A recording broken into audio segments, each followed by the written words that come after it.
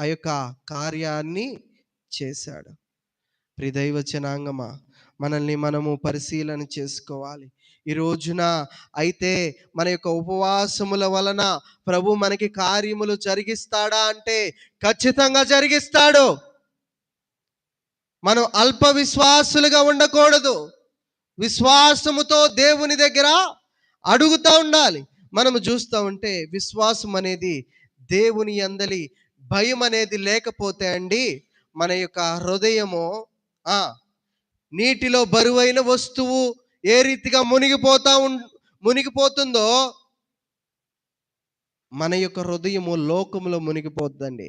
దేవుని యందలి భయము విశ్వాసము లేనప్పుడు మనల్ని మనము పరిశీలన చేసుకోవాలి. ఏ రీతిగా మనం ఉంటున్నాం చూడండి.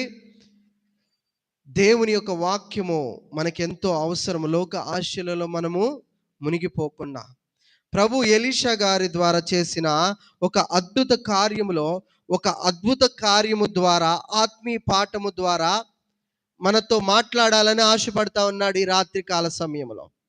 మనము విశ్వాసము లేకుండా, భయము లేకుండా మనము జీవిస్తే మన యొక్క హృదయము నీటిలో బరువైన వస్తువు వేస్తే ఏ రీతిగా మునిగిపోతుందో, మన యొక్క శ్రమలు అనే, సమస్యలు అనే ఈ హృదయాన్ని దేవుని వాక్యము, విశ్వాసము, భయము మన హృదయంలో లేకపోతే మన శ్రమలలో ఉన్న ఆ హృదయము భారముగా ఉన్న లోక ఆశలలో కొట్టుకుపోతా, మునిగిపోతా ఉంటుందని దేవుని యొక్క వాక్యము తెలియపరుస్తోంది. చూడండి, 2వ రాజుల గ్రంథము 6వ అధ్యాయము 5వ వాక్యం నుంచి మనం చదువుకుందాం. ఒకడు దూలము నరుకుచున్నప్పుడు నీటిలో పడిపోగా వాడు అయ్యో అది ఎరువు తెచ్చినదని మొరపెట్టాను కనుక ఆ దైవజనుడు అది ఎక్కడ పడేనని అడిగాను. వాడు అతనికి ఆ స్థలమును చూపింపగా అతడు కొమ్మ ఒకటి నరికి నీళ్ళలో గొడ్డలి తేలెను. అతడు దాన్ని పట్టుకొనమని వానితో చెప్పగా వాడు తన చేయి చాపి దానిని పట్టుకొనేను. దేవునికి స్తోత్రం, హల్లెలూయా. నా వైపు చూడండి. ఈ యొక్క అద్భుతమైన ఆత్మీయ పాఠము ద్వారా ప్రభువు మనకి నేర్పిస్తా ఉన్న విషయం ఏంటంటే, ఇక్కడ జరిగిన ఒక అద్భుతములో ఒకడు ఏం చేస్తా ఉన్నాడు? దూలాన్ని నరుకుతా ఉన్నాడు.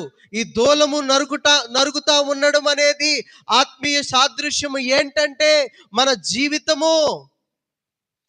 జీవితం అనే సమస్యల్ని నరకడం, మన జీవితంలో ఉన్న ప్రతి ఒక్క ఇబ్బందులని ఈ యొక్క దూలముని నరకడం అనేది సాదృశ్యముగా చూపించబడుతుంది. ఇక్కడ మనల్ని మనము చూస్తూ ఉంటే ఆ యొక్క శ్రమలు, ఇబ్బందులు అనే కొలమిలో మనము ఉన్నప్పుడు ఆ యొక్క గొడ్డలి ఇక్కడ ఏమంటా ఉంది? ఒకడు దూలము నరుకుతా ఉన్నప్పుడు ఏ విధంగా నరుకుతా ఉన్నాడు?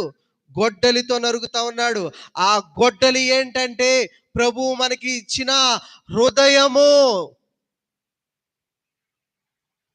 హృదయము. అది ఊడి ఎక్కడ పడింది? నీటిలో పడింది. ఇక్కడ నీరు సాదృశ్యం ఏంటంటే లోకాశలు, వ్యసనములు, ఇంకా మనం చూస్తూ ఉంటే విచ్చలవిడితనము. ఈ జీవితం అనే ప్రయాణములో మన యొక్క హృదయాన్ని మనము ఏం చేస్తా ఉన్నాము?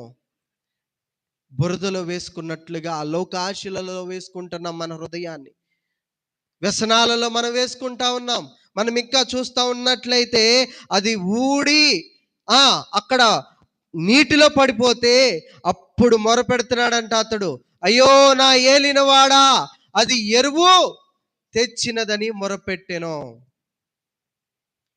అది ఎక్కడ ఎరువు తెచ్చినదని మనం ఆత్మీయ సాదృశ్యముగా మనం చూస్తే దేవుని దగ్గర నుంచి మన హృదయము